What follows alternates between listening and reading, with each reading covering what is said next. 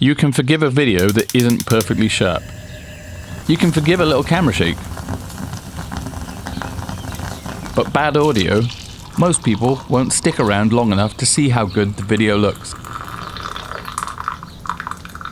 Because sound isn't just part of the experience, it is the experience.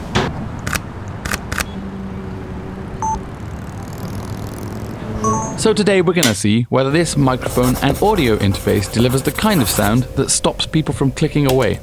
Alrighty, so here are the two products that I used for the voiceover of that intro you just saw. They're both from a company called Fifine, and this is the Ampli1 XLR microphone, and this is the Ampli1 XLR interface. Both great budget-friendly options for content creators and filmmakers alike.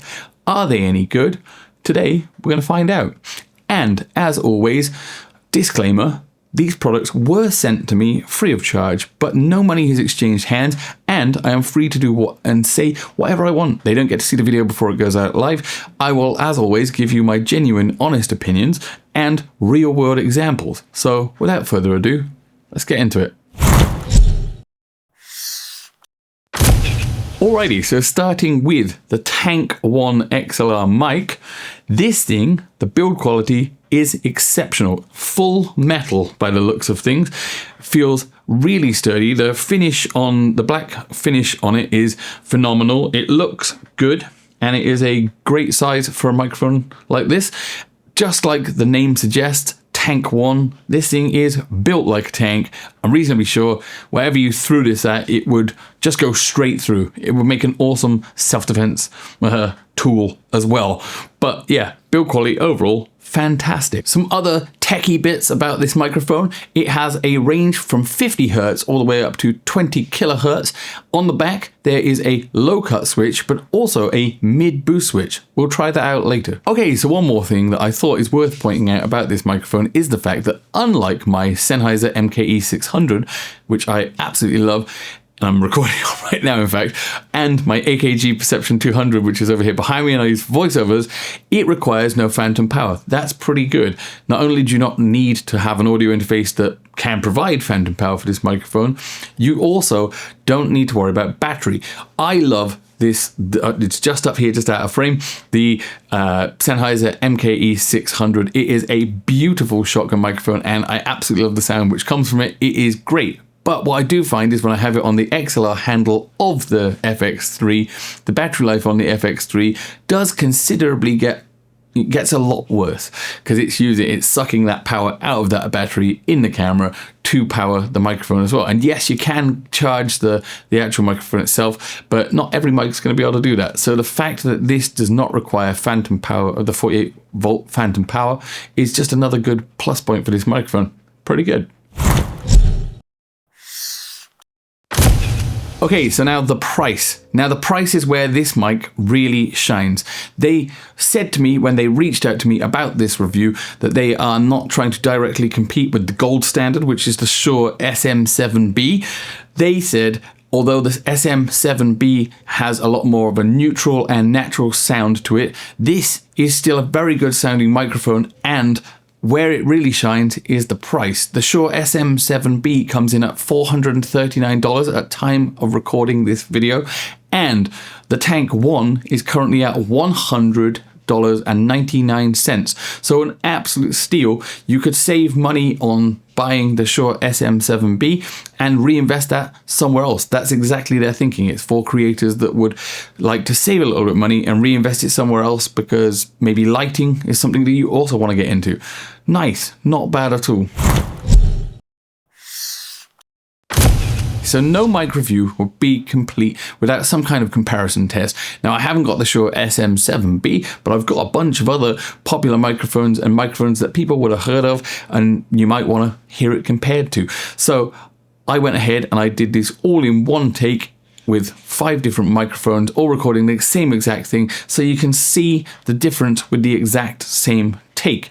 Is it super scientific? Not really. It was hard to get them exactly identical distances from my mouth, but you'll get the idea and you'll hear how good the Ampli1 is compared to these other microphones. I have done nothing but just normalize the audio. I have done no equalizing, no compressing, no nothing. It is just straight raw audio that I've just had the volumes kind of leveled, or I did kind of get it almost there in post anyway. So here we go, take it away. This is the comparison. Okay, so for a microphone test, on the camera we have the Rode Video Mic Pro Plus. Here we have the Sennheiser MKE 600, absolutely amazing shotgun microphone. In the middle here we have the Fifine Tank 1, the microphone we are reviewing today. Over here we have an AKG Perception, also another condenser mic. This one actually requires phantom power, whereas fun fact, the Fifine Tank 1 does not require the phantom power. Not requiring phantom power is actually pretty handy. And on my chest here, if you can just see it just here, I have the DJI Mic Mini, just to throw in a wireless mic there for comparison. It's not super scientific. They're not all completely equal distance from my mouth because it is hard to get that. But we're going to see which one is the better of them. And by now, they're all put at the same level. Roughly on down here, I have them all into my Zoom F6 down below here, so they should all have a pretty even footing when we get them back into the software. I'm not going to do anything other than level the volume on them, and we'll see which one sounds the best. Which one do you guys think? Okay, this is with the Mood Boost off, and this is with the Mood Boost on. Big difference? What do you reckon? Okay, so now let's have a look at this, which is the Ampli1 audio interface, XLR interface.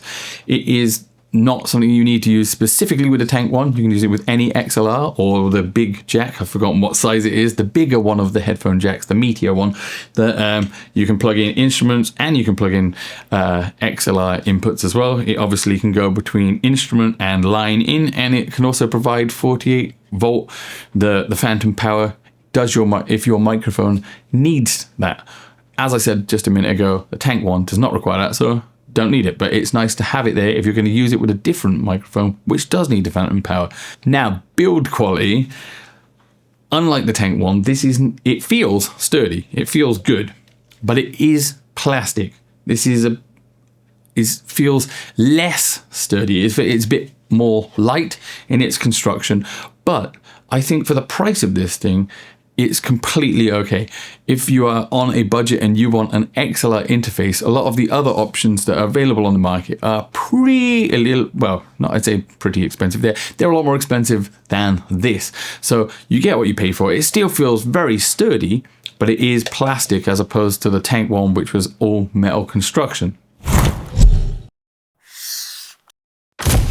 So like I said, although this is a plastic construction and the dials don't feel the most sturdy on this, the price is where this thing will shine, because this only retails at $54.99, which is incredible compared to what I usually use, which is over here, the Focusrite Sapphire 2i2, which currently retails at around $240. So you could buy 5 of these basically almost for the price of one of those Focusrite ones, and it still has good enough sound quality. It still will provide you with a good enough experience. Is it as good as the Sapphire, the Focusrite Sapphire? No, but for the price, this is really good. Alrighty, so now the all-important question. Would I recommend these? Yes, 100% yes. If you're a filmmaker or content creator who is just starting out, or you are someone who's on a budget and wants to spread their money a little bit further and get some other things, maybe lighting or tripods, then yes, these are fantastic for that.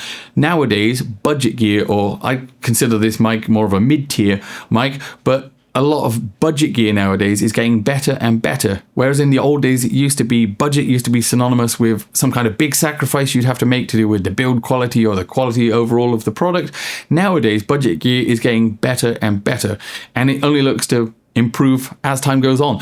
So yeah, totally would recommend it. And as always, hit me up in the comments down below. Have you got one of these products? If you already bought the Tank 1, have you already bought the Ampli 1? Would you consider it now? Are you somebody who's just wondering what they should buy to start out on their journey? And as always, you know where to find me. If you like these kind of filmmaking tips, gear reviews, filmmaking related videos, yeah, you know where to find me. Couple of buttons down below, like and subscribe, give them a whirl. And until next time, guys, peace.